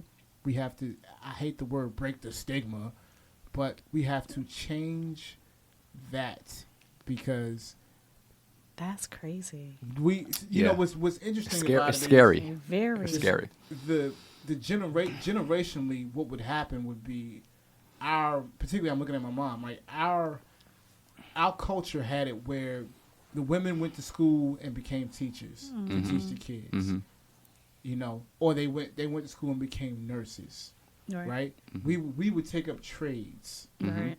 And we would do the man work, quote unquote, right? Right. The heavy lifting. But you know, there weren't Joe Clark. You think about Lean on Me, that movie. I mean, Joe Clark. How many black principals were there back then when Joe Clark was running around? Probably next to none. Right. Right.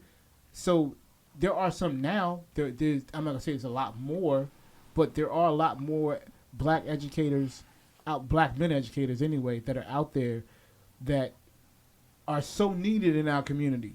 I mean, so needed in the schools that we teach. You know, so critical to our everyday lives. You know, I think if a young boy can see a black man educating him, it's different than saying a black woman educating him. Right. And it gives a different kind of feel. You know what I mean? Some kids might see Brother T and be like, you know what? When I get older, I want to be an assistant principal. Right. I want to be a teacher. I want to be an educator. You know what I mean? Even though the job of educating our kids it's probably harder than being a police officer.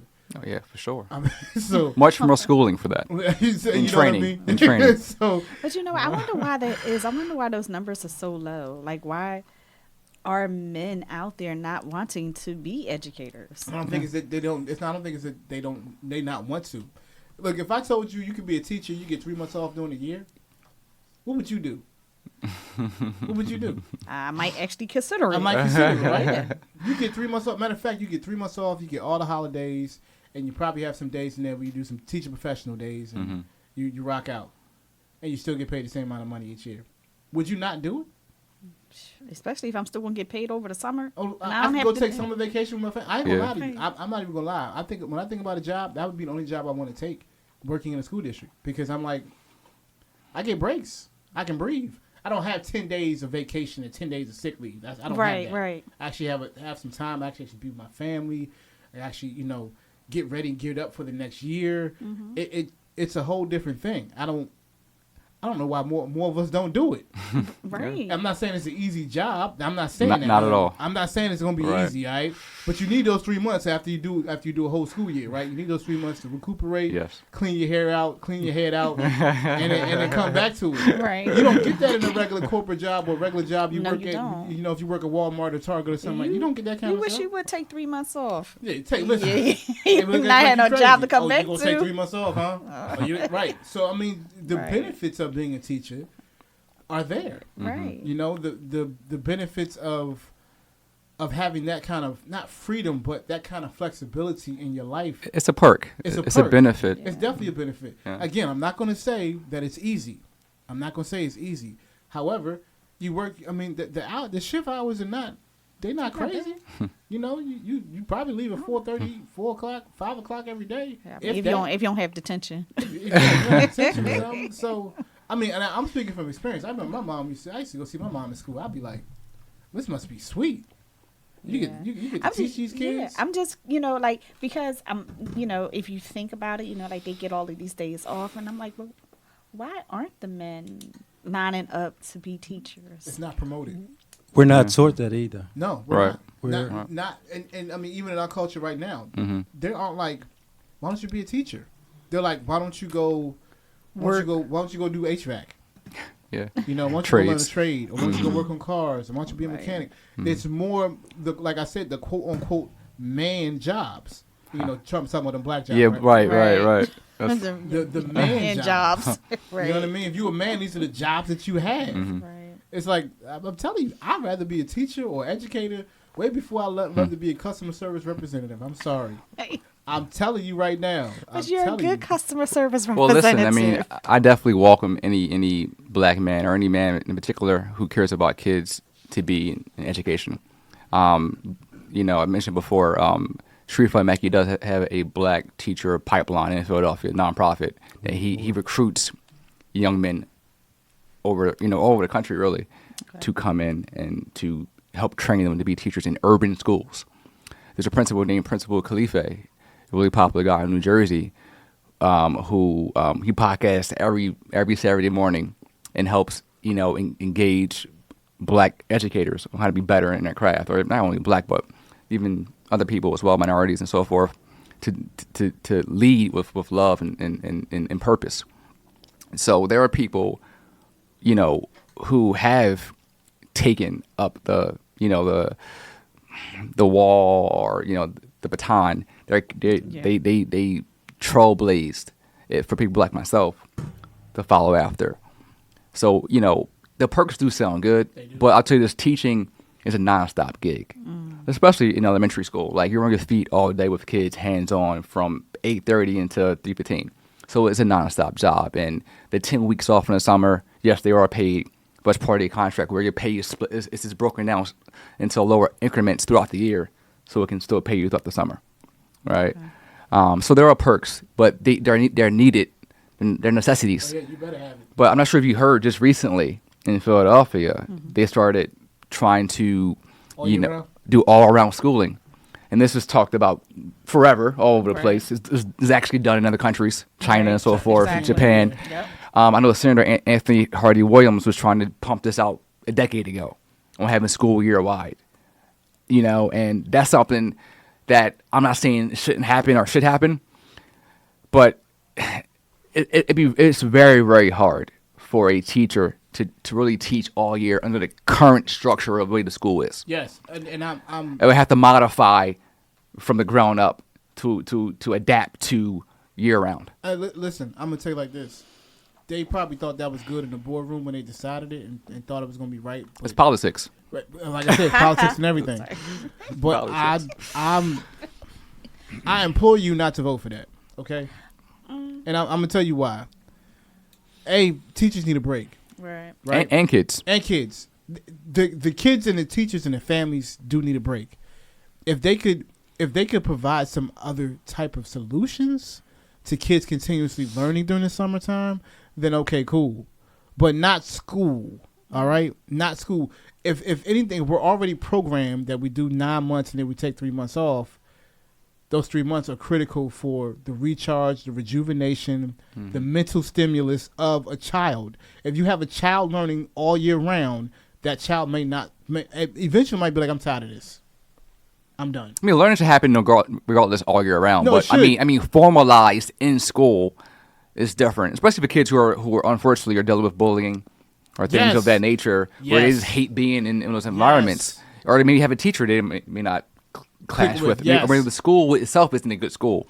So it's hit or miss with that all size fits approach to it does all not, year long. It does not fit. It don't fit to everybody. See what you got.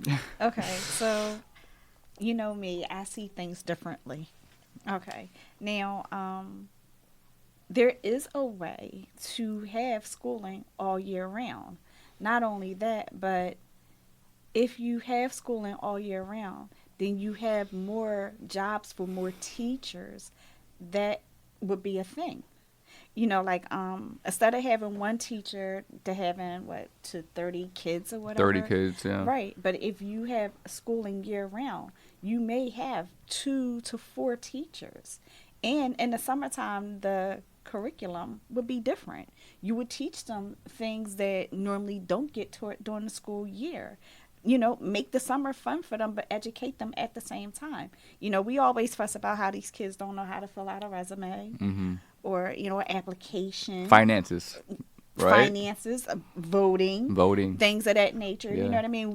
You can make schooling a lot of fun during the summertime, but it doesn't have to be math, English, science.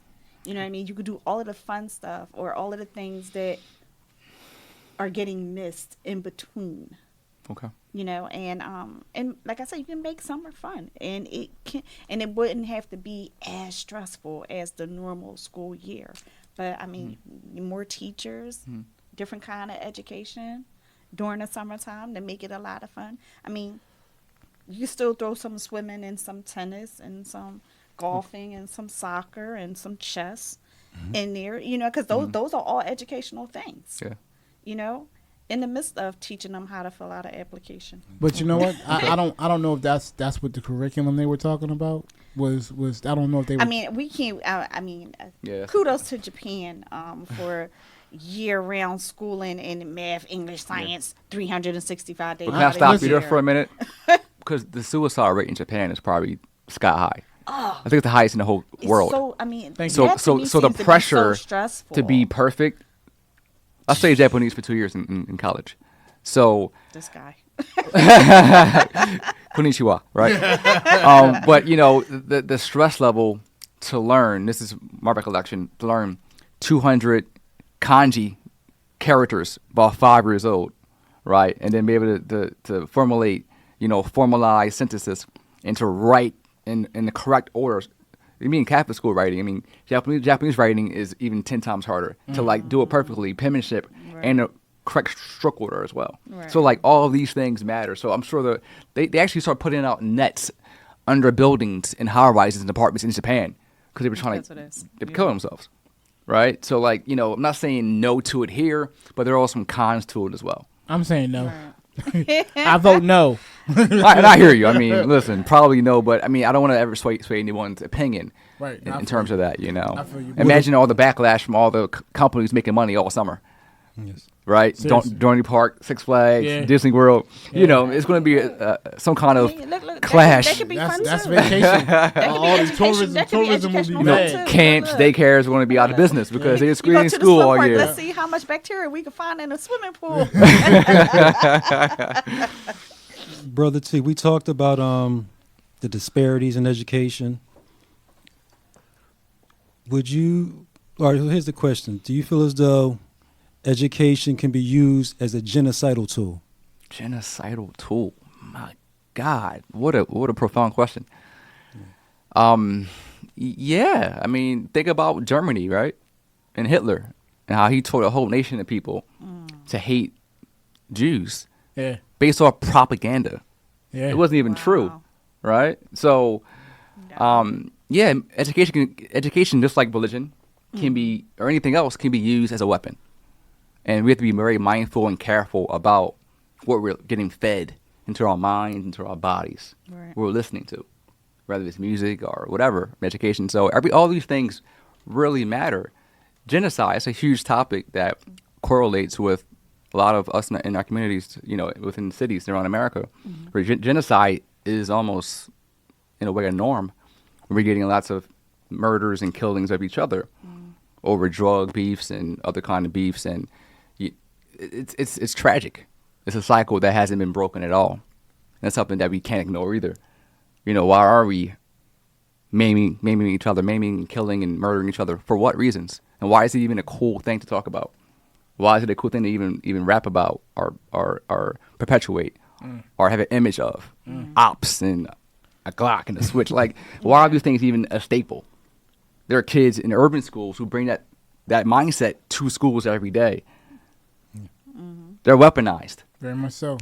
Yeah. To find their ops in school, on the way home from school, before school. Then you should be studying. You should be learning. You should be empowering, right? You should worry about ops. So it's unfortunate to mention, these, but it's a great point where genocide, education as a weapon is happening already. Our kids are indoctrinated.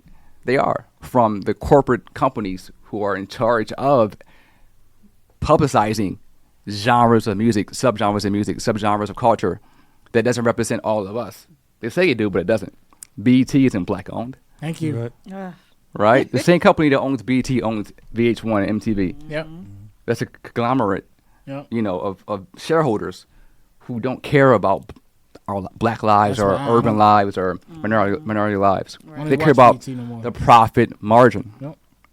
And our kids, like we said, like what age should we teach our kids about voting or anything else from birth? Because they are being force fed images of ratchetness, Yeah. of self destruction for decades. Yep.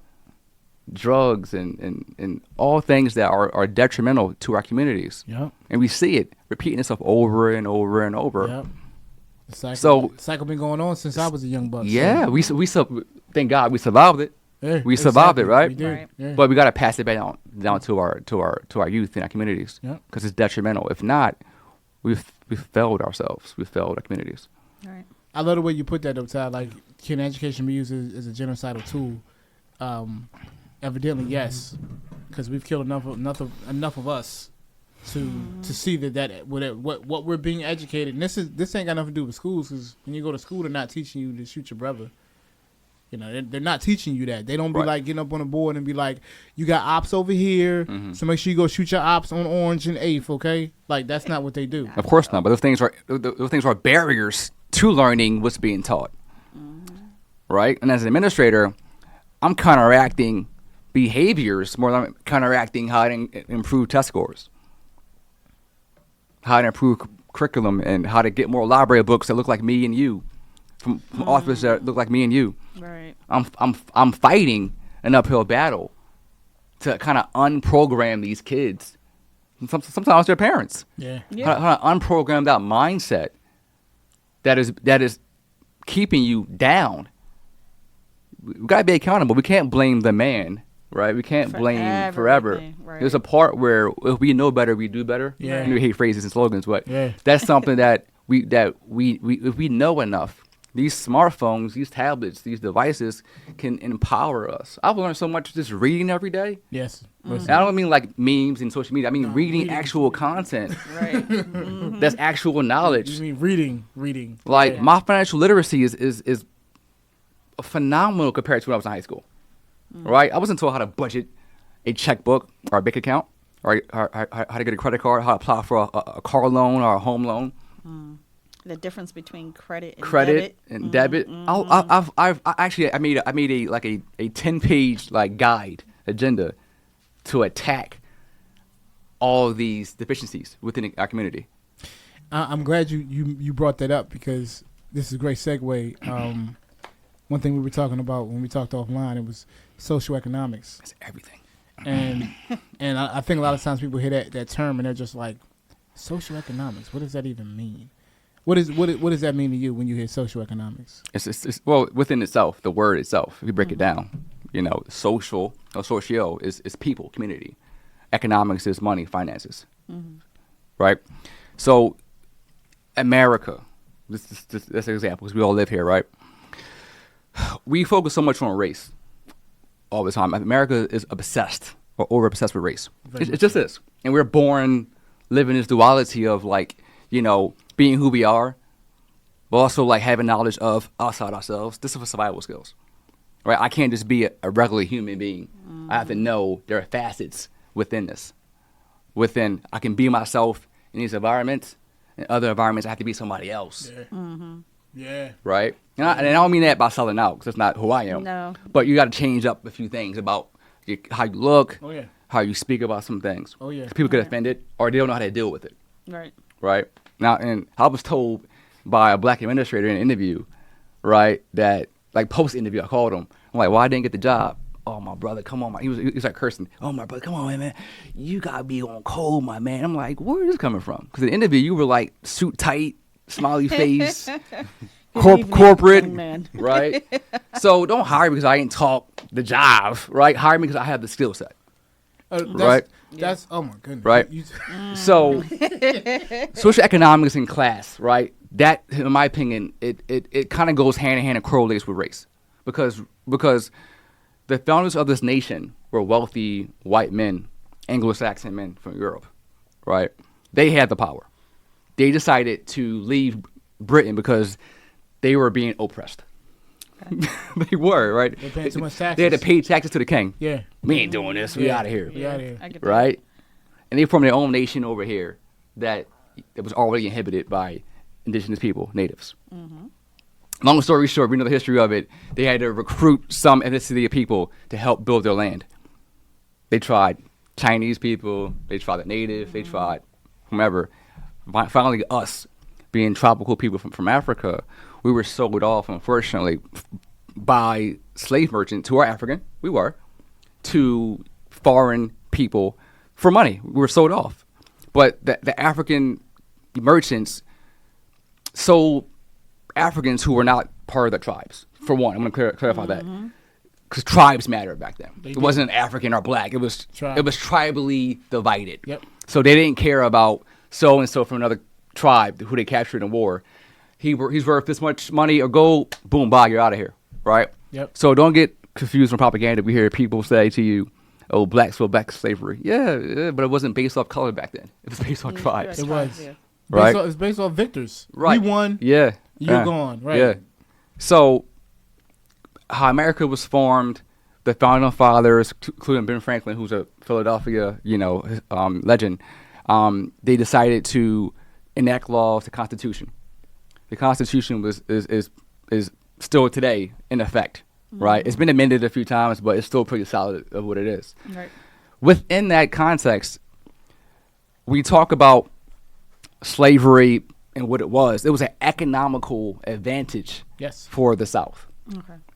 They had the majority of the slaves. The North had a few, but the South, that was their laws. That was how things worked. Okay, that was their economic, and that was their cash cow Yeah. until Eli Whitney created the plow. Right, the plow. So once the plow was made, you don't need anybody in the fields picking up cotton by their hands. You can start doing it. That's when the industrial age started happening, right? Yeah. Technology happened. Yeah. So it became obsolete. So they had to get rid of us by freeing us, right? But not giving us what we needed. Right. At all. You're free. Do your own thing. Not in Galveston, Texas, though. Because Juneteenth, if you know Right, Juneteenth. I seen Django. As we Django. know, Juneteenth, they were a couple years late. Yeah. But long story short, the late 1800s, black homesteads were happening across the country.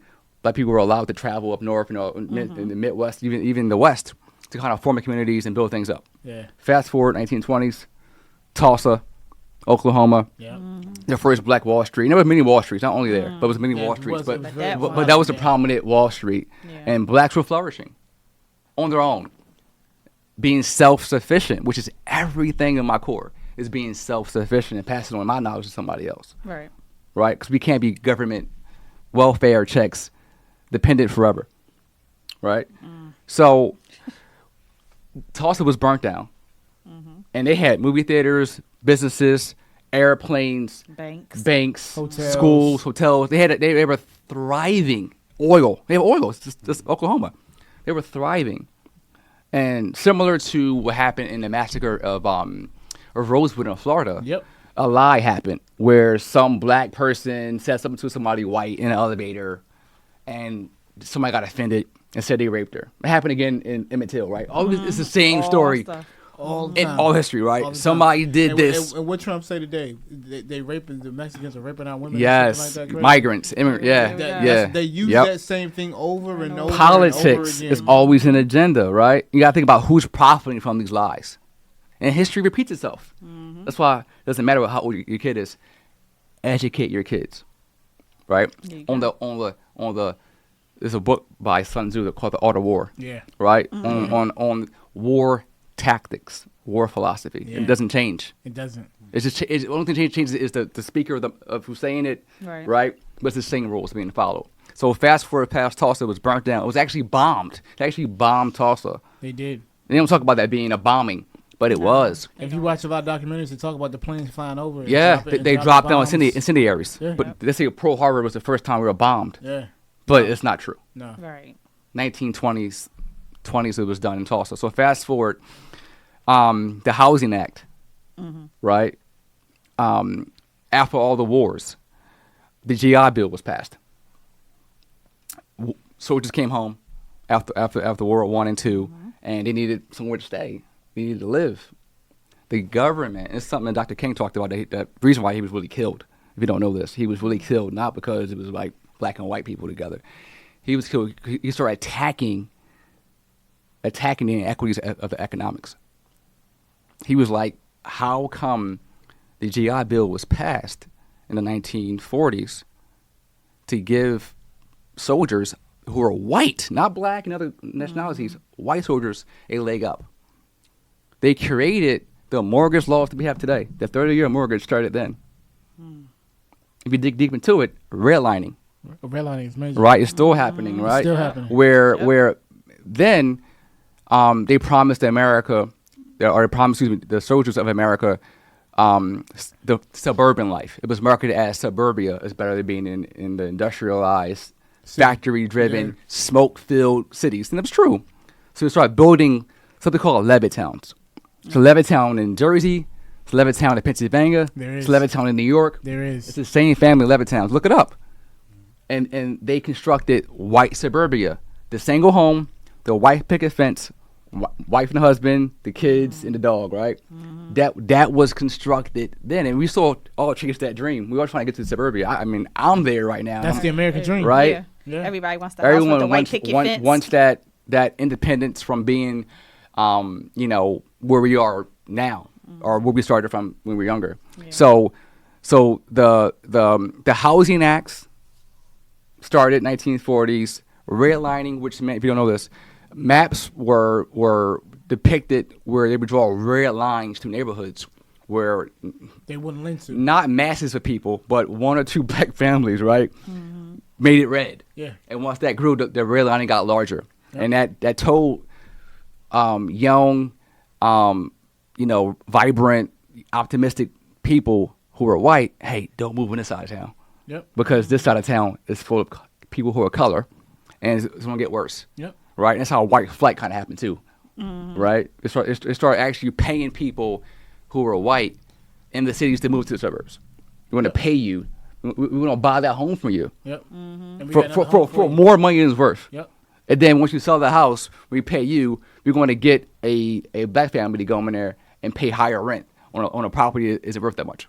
So it's all a game. Yep. It's all a system. Always. So all these inequities, social economics, it's the game of America. Maybe other countries too, but it's a game of America. Like this is the pot that we're born inside of, right? Telling And you. we're told to, do better, pick yourself up from your bootstraps, right? Yeah, well, that's what we always told. We don't have any boots Yeah. on our feet, right? Dr. King said this in '68 before he was killed, '67. He said, I fear I let my people to a burning building. My nightmare has become a dream. My dream has become a nightmare, right? He's seen that his dream of coming together with people who were not like him was not a falsehood, but it was it was toxic, It was. right? That his people could not defend themselves and live in a world where they hated you regardless of what you did or have done. Back then, Yeah. right? So class, socioeconomics, and race, those three, education, all those things are lumped together. You can't even separate them because it's so much that's webbed together Yeah. in this. Yeah. And we got to realize that we got to, they call us woke. You're woke. Oh, gosh, you're woke. I told you I hate that. It's not about being woke. It's about knowing that you're better than what they tell you are. Yeah. Right? Yeah. That black history is American history. Yep. That our atrocities should not be forgotten. We're told during 9/11, never forget 9/11. Okay, never forget slavery. never forget How the about Jim Crow South. Right. Never forget lynchings. Yeah. Never forget that these federal laws that were in place, that are still in place, Yep. Still on the books. still on the books. Like every discrimination law in America is still in place Still for in a place. reason. Yep. They go, oh, you guys are They being haven't repealed them. right. You guys are being favored, or you got someone's being hired. Now you're a DEI hire, Yeah. right? Diversity, Yeah. equity, inclusion hire. It's the reason why that happens because people are discriminating against you because you're not like them, Yeah. right? Yep. So there's a reason why these things are in place because we're trying to kind of not say level the playing field, but at least make it a place where it makes sense logically for people who are not affluent or whatever, a chance to become successful in America. It's more likely that a poor white family or somebody that's, lower economic status that is of the Caucasian hue can pull themselves up by the bootstraps and get what they need than somebody who is a person of color in the You same gotta circumstances. jump all kinds of hurdles. Yeah, like like you said, we ain't got no boots. We ain't just got no boots. Our feet are bare and they got sores on them because we've been climbing the mountaintop, as Dr. King would have said, right? Yeah. And I think the socioeconomic factors, we don't realize that we're chasing their dream. That's deep. We're not chasing ours. The American dream is what they sell to us. It's not the truth, because how you exist in this country is really based on what makes you okay. I'm good, right? You know what? And that might be the one thing I can say I do like about this generation. They're not going by what The old way. the old way of Yes. what we grew up on. Yes. They're making waves themselves. Yep. Yeah. They're not waiting for anybody. No. I'm gonna go out here. and make my money. I'm gonna make Yeah. money off of just who I am, and you guys are gonna love me. You're gonna sponsor me. You're gonna give me money, and I'm just gonna keep on talking about myself and make everything all about me, 24 hours, 7 days a week. Yep. And And you're you gonna gonna pay feed. me You're for gonna it. feed into whatever it is that I'm selling. Yep. And they are really just selling Yes, they are. themselves On a regular that was- basis. on a regular basis. That's- And that was not how we grew up. Right. Not Now, at all. When we grew up, my grandmother used to always tell me, they got jobs at the post office. You just go get a job at the post office. Right. I sit there looking at her and be like, Grandma, you want me to be like you, work at the VA for 30 years and then just retire? Like, that's not life. Right. I mean, that's something that people can do. I'm not knocking anybody that's working at the VA. I'm just saying. Sorry, Dre. I'm just saying more anything like there are options. There are Beyond different that. options for us now than Yeah. what it was Yeah. before. Yeah. Like I said before, it was go get yourself a good job, work that job for 30 years, take care of your family, pay your house off, and pension. then, the pension, and then you're good. Medical. That's life. That's great. You got your stuff together, and even with that, that's still not enough today. So these people can work 30 years, get a Social Security and a pension, and still not be. They're still working. They still going. They're to work. working at They going to Target. They working at Retired. Walmart. After retirement, Yeah, they're you got a working second because job. the money they After made, retirement. the money they made during their era of working, inflation is so high that their dollar isn't worth the same dollar it was then. Talk It's about now socioeconomics. it's been devalued. Yeah. And I struggle with this point you made. A great point, Lady T, was like how kids are the generation now are really profiting way more than we did. Oh, for sure. Right, the last I would say 15 or 10 years has been a phenomenal surge of economic opportunities. And that's one thing I struggle with in my brain is like, have we as a people, I mean, people who are maybe grew up impoverished or low income, have we missed the boat if you have not jumped on that train of getting in. It's almost like an with entrepreneur. this. Like to say that you wanted to be an entrepreneur was almost like frowned upon It still when is we were frowned coming upon. up. Right. It still is frowned upon. You But know, I'm going to say this, though. They're I'm gonna very say this. successful. Very. They are. Very. They are successful. But I'm going to say this. There's an equal divide in that as well. Because African-American creators don't make as much as the Caucasian creators. And social media is really set up for African-American creators to only put out that ratchetness. Preach. To, You are a preacher. Preach. Then to, I'm saying, like, if you notice, the ones that get the claim or the ones that the people focus upon are not the people that are trying to instill positivity. Spicy. and What's the name? Sexy Red. Sexy Red. I mean, Ice Spice. That's Yeah. not Right. That's not what they're promoting. Chief rather, Keef. They'd rather Future. see all of it. That's what they'd rather see. Those are the ones that are making the money off of these sites. The people that are speaking might take you forever to speak positivity and then go viral. It's Yes. If that's what if you're gonna get on social media, don't have a positive message because it'll take you forever to get there. And I'm not saying that's not the case. I'm saying that more than likely the ratchetness is what's going to sell. That's what the eyes are going to see. That's what the algorithm is set up for. Right. That's what it is. But why is the ratchetness only attached to our community? Because this is the dialogue Right. that the Elon Musk and Right. the whatever the dude's name, the Meta CEO, what's his name, Zuckerberg. Zuckerberg, yeah. This is what they set up. They set this up. Have you heard? Facebook was not for us. Twitter was not Right. for us. Have you heard that TikTok in China is actually the opposite is here? Yeah. Right? Yep, How exactly. we're set up to fail here on TikTok. It's like Right hurt. here. Society is failing because of TikTok, right? Yeah. We're suing TikTok, right? Yeah. Because it's They're trying to giving, get rid of TikTok. right? Because it's providing us with negative images of ourselves over and over and over again. We should be suing all these social media platforms. we should be making sure that they all suffer from the not just the miseducation, but the debauchery Debauchery. that they have caused Yeah. in our culture. Yeah. I mean, people spend their whole lives on social media. Yeah. They will scroll till they can't scroll no more, wasting away, not working on what they. We're should at be dinner working on. together, right? And our heads are down on our phones. Listen. No one's talking anymore. No one Eating talks dinner. anymore. No one has any conversation anymore. We don't connect. Crossing anymore. the street with your head down. With your head down. You know how people have got hit by cars with their head Jeez. with their phone on. You know what I'm saying? Like there are, we are trapped in these devices. Provide great information, but we are trapped in these devices, and the core of our human existence has been taken away. And in some way, shape, or form, we have to find a way. We don't have to get back to it as we did, as our generation before us did, but we got to have a foundation of how we communicate better. You know, we got to And create the a personal foundation of skills that. are post-COVID are probably lacking more than ever in history. If you didn't have them before, you You definitely don't have them after now. We COVID. see that in schools where kids don't know how to even say hi. Oh, Hey, my name is yeah. Johnny. Can we be friends? It's like, you know, Yeah, they so into their tablets and so Yeah. into their phones, and they don't know how to socialize The amongst introverts. each other. Yeah, yeah. yeah. It's crazy. They can't problem solve as well. They can't. Conflicts are arising over stuff that's so small. It's like, you mad about that? They get mad Right. about stuff they see on Instagram or something somebody posted or something. Somebody that becomes a big hoopla. You know, she posted about me, and I mean that becomes fights. That becomes this. That becomes Yeah, that. it does. It is a toxic cesspool of consistent Yeah.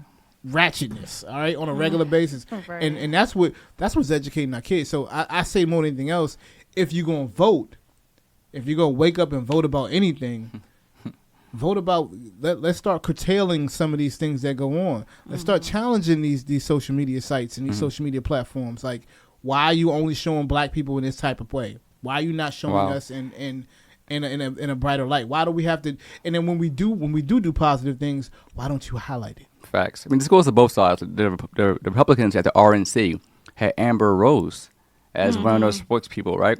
And then the Democrats, they had Megan Thee Stallion twerking, right? So it's right. like both parties are So what do you have? doing the same thing, Right. and we're falling for it every time.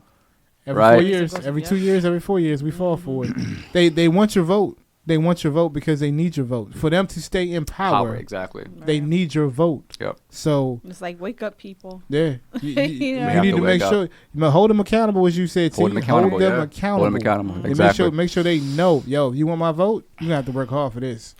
You know, and voting, literally, voting takes less than 5 minutes.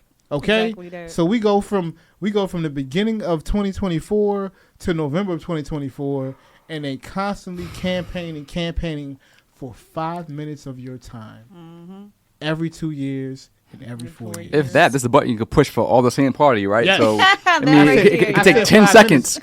Pop, I'm done. For 10 seconds out of your life, this is what they want. So you take those 10 seconds and you realize how much power you have in those 10 seconds. As Biden said, if you're not black, you don't vote for me. Like, come on, seriously? Really?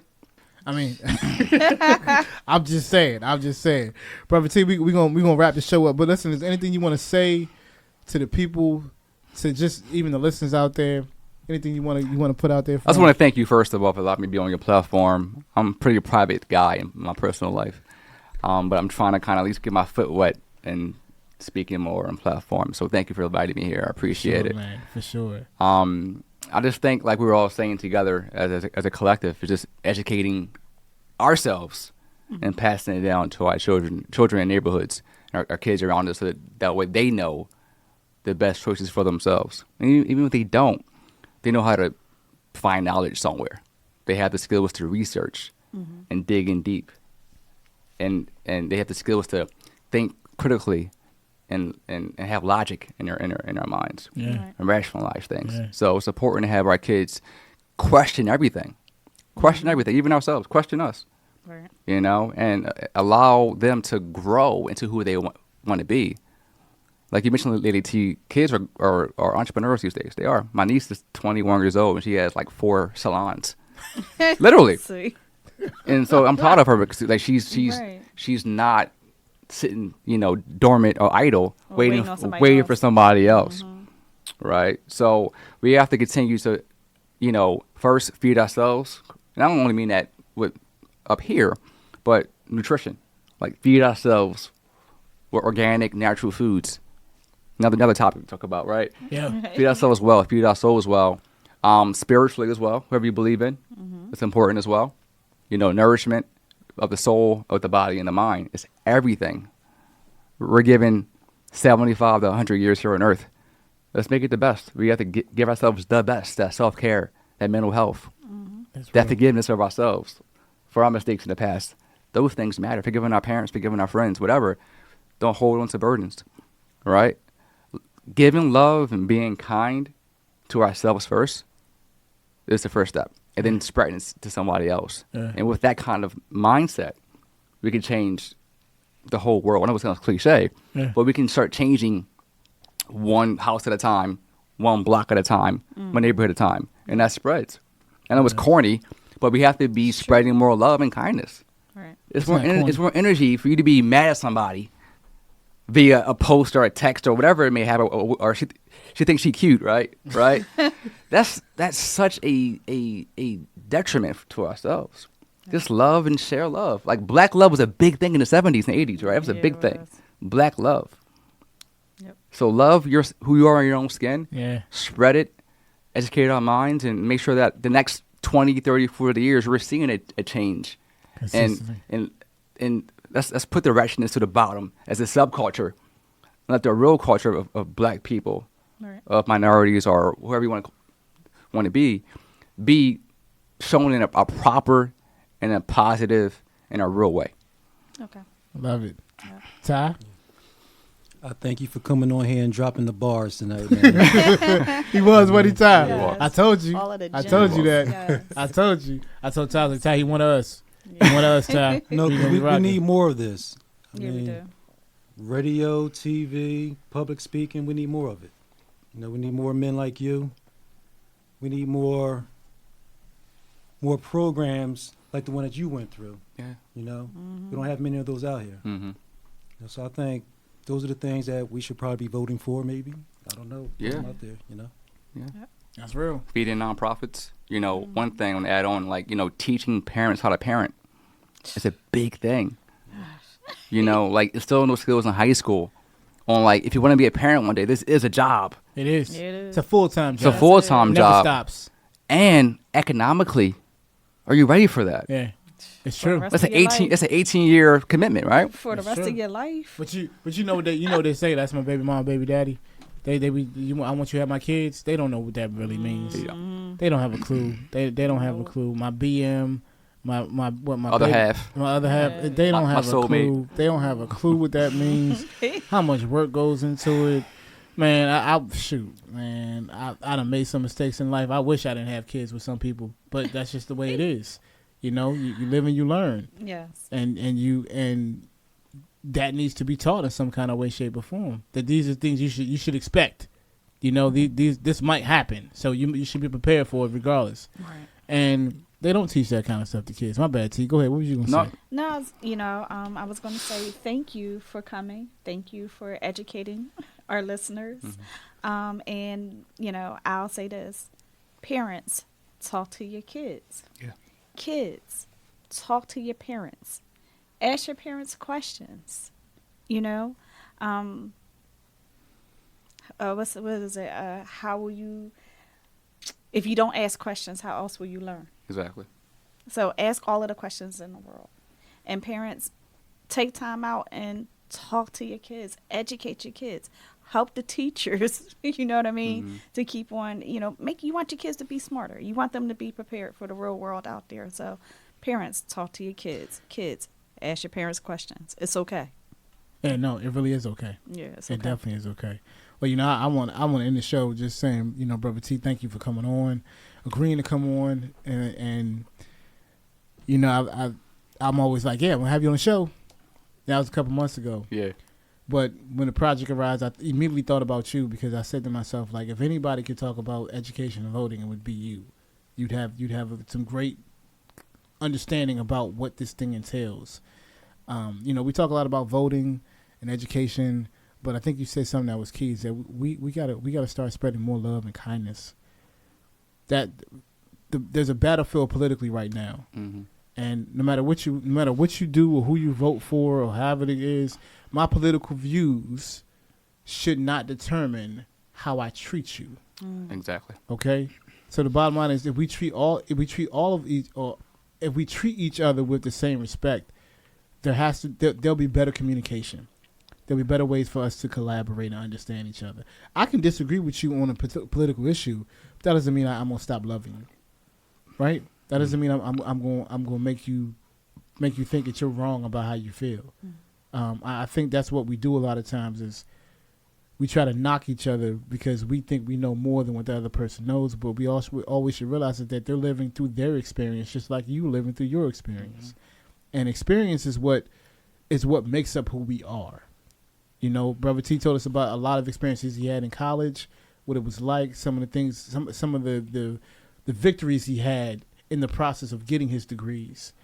And that's what molded who he is today. Right. Those experiences. Not everyone has experiences similar. So if they don't, how do we open up their worlds to some of the experiences we have, and how do we do the same on their side? And understanding each other is what's going to make us better as a community, as a whole. You know, let's not be selfish. Let's be optimistic about what the future holds. Let's not blame it on the kids or blame it on the parents. And let's not also sell it with slogans of villages and things of that nature. Let's realize that each day we get a chance to say good morning to somebody or spread love to somebody. It's going to make a better day for them. And at the end of the day, that's all it's about. I know we talk about voting and we talk about education, but we as a community have to get better first before we even think about the changes that we want to make. Every politician each year is going to do the same thing every time. What they were fighting for in the 70s are the same thing they're fighting for now.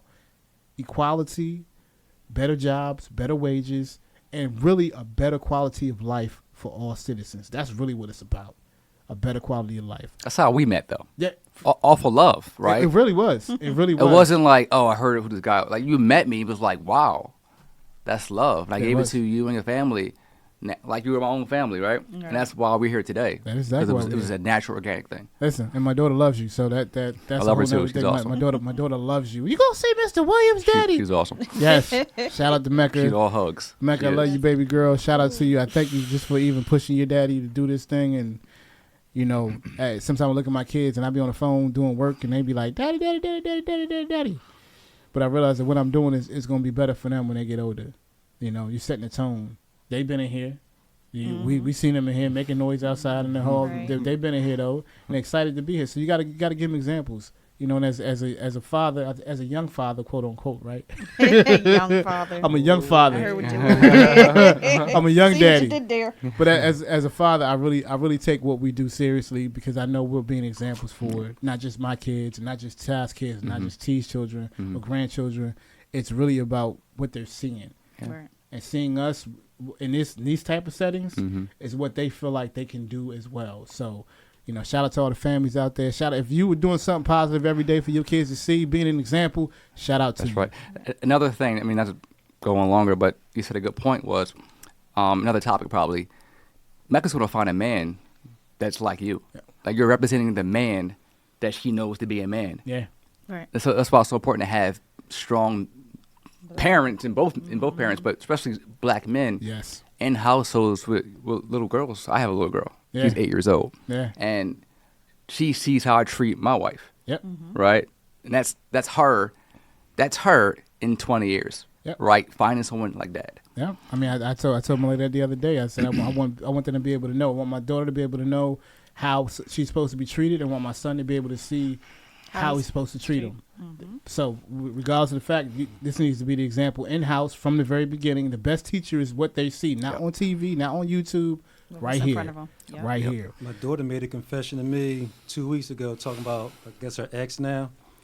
And she's like, well, I mean, he don't take care of me. He don't cook for me and sit down and talk to me like you, Daddy. I'm like, oh, my gosh, what'd I do to her? You know what I mean? I'm like, what did I do to her? So she's looking for that guy that's going to, you know, sit down, talk with her, Yeah. cook, spend Yeah. time with her, like Yeah. educator, you know, stuff like that. You know? As they should. Those As they things should, matter. and your son should be looking for someone who resembles, you know, a positive influence like their mom. You know, that's just plain and simple. So, you know, I listen. I love what we do. I'm grateful for what we do. I'm humble for what we do. I think we have a great responsibility, and I cherish every time we get on this microphone and be able to speak to these people. This thing here is power. That's what this thing here we have. This is power. Your voice is power. So I'm always blessed and thankful to be able to do this on a weekly basis. But we're going to wrap the show up right here. I want to thank y'all for listening to WPEB Radio, 88.1 FM, 95.1 FM, West Philadelphia, the Jimmy Bonds Podcast. Make sure you can call us with your comments or your questions at 215-472-0881. Again, that's 215-472-0881. You can also email us at jimmybondspodcast@gmail.com. Again, it's jimmybondspodcast@gmail.com. It's JIMMYBONDS podcast@gmail.com. And as always, family, remember, call somebody. Maybe someone you talked to yesterday, today. Maybe someone you haven't talked to in a while. Call them and tell them that you love them, because you never know when you might get another chance. For my brother Ty, my sister T, my brother T, I'm Jimmy Bonds, and we out. Peace. Happy birthday, Miss Lucinda. Peace and God Happy bless. birthday, Miss Lucinda.